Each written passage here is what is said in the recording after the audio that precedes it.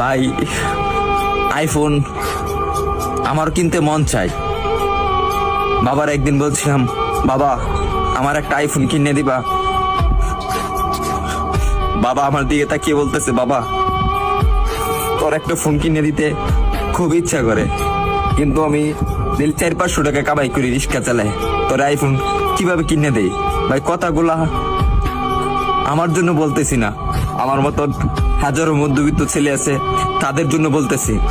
আরে ভাই আমার আইফোন আছে সেটা আমি মানি, কিন্তু সবার তো আর আইফোন নাই।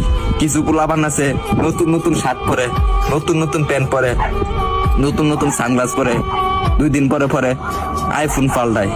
তাদেরকে উদ্দেশ্য করে বলতেছি, ভাই আমরা গরিব মানুষ, ভাই আমরা দিনের না দিন খাই, আমরা আইফোন কিনবো ভাই, কারণ 3 বেলা তো ঠিক মতন খাইতে পারি না।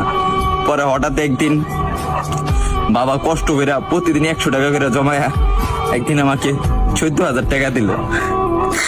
14,000 টাকা দেওয়ার পরে একটা আমি 6S কিনলাম।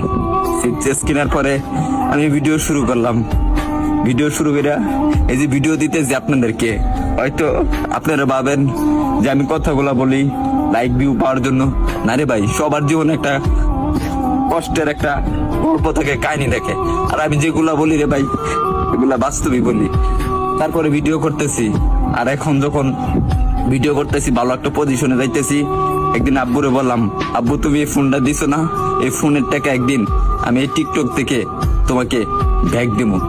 ভাই আপনারা যদি ভালো না বাসেন, সাপোর্ট না করেন ভাই, তাহলে সামনে আগে যেতে পারবো না রে ভাই কখনো।